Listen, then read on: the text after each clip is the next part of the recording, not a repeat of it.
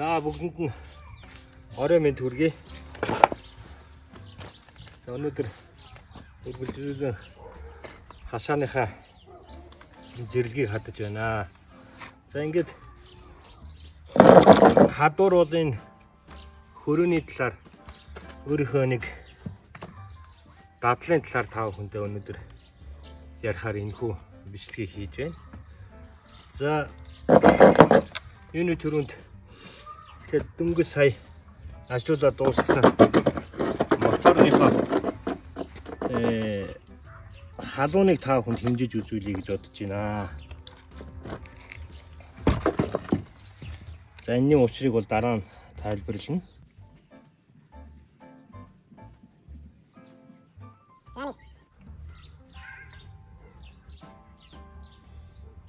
Төвчөөс 50 хооронд багш байна. За одоо энэ банкн дээр нэг бариадах юм. За банк бол нэг 32, 33 орчим хэмтэй байна. За орчны хэм бол нэг за орой сэрүү орсон.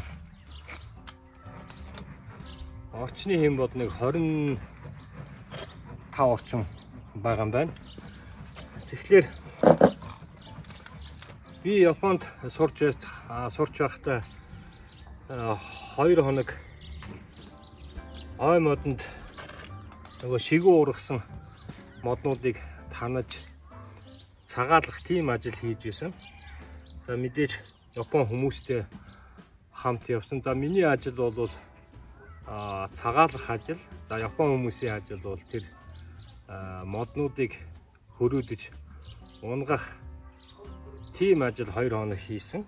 За тэгээд эхний өдрийн ажлаа дуусгаад 4-5 Япон хүмүүс байсан. Тэд нар бүгд одоо энэ хөрөөндөө одоо бензинийхэн савыг бол бүгдээрээ дүүргэж байсан. За маргааш өглөө ажилдаа эн чинь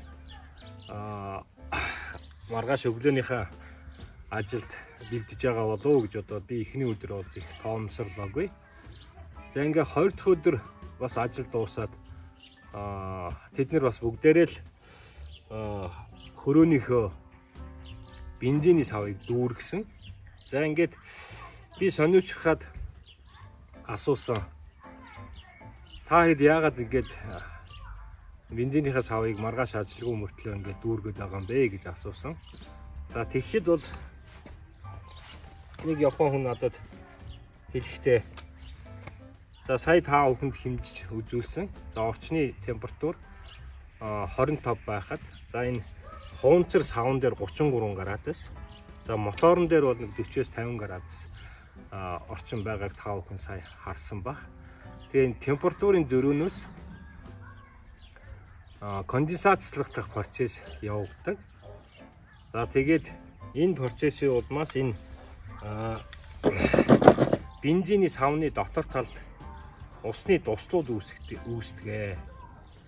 За энэ дуслууд үүсгэхээс сэргийлж бензиний саваа ажлаа дуусгахны дараа дүүргэж тавьдаг гэж хэлж ирсэн. За мэдээж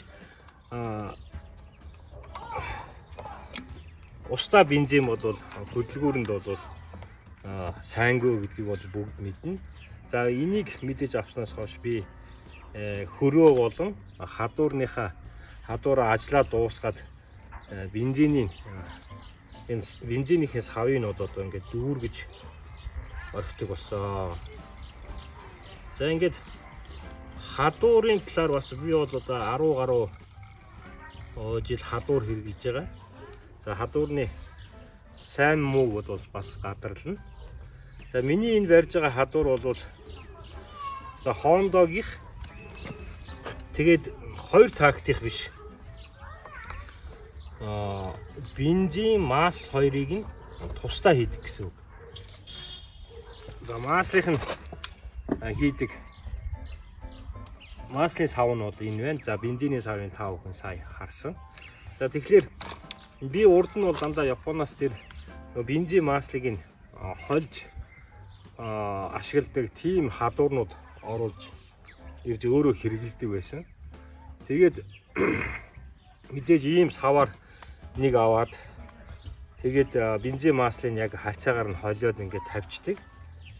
Тэгээд нэг ганц 2 жил хэрэглээд тэр бензин маслыг нь хольж хэрэглэдэг хадуурууд бол мотор нь цохоод ажиллахаа болчихдөг юм байлээ.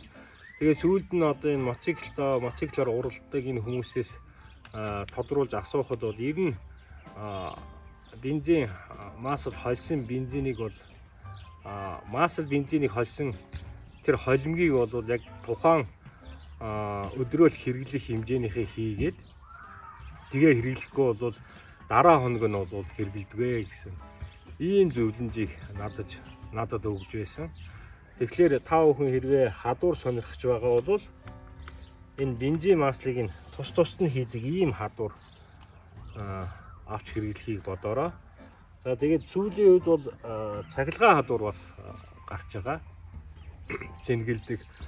За цахилгаан хадуурын үед бол миний хувьд бол их хүч муутай. За энэ бензин хадуур шиг өндөр эргэлт авч тэгээд өндөр ургасан, шигүү ургасан янз бүрийн өвшөнд бол явахтай их муу. За ийм учраас би энэ Honda-гийн энэ бензин хадуурыг хэрэглэдэг юм аа. Энэ бол энэ Honda-гийн бензин хадуурын реклам бол биш шүү. Та бүхэн зөвөр ойлгоорой. За өөрийнхөө хэрэглэдэг, өөрийнхөө энэ дадлын талаар та бүхэнд бас хэрэг болох болов гэсэн үгнээс энэхүү бичлэгийг хийж орууллаа. За та бүхэнд ашиг тустай байсан бол шеэрлээрэй.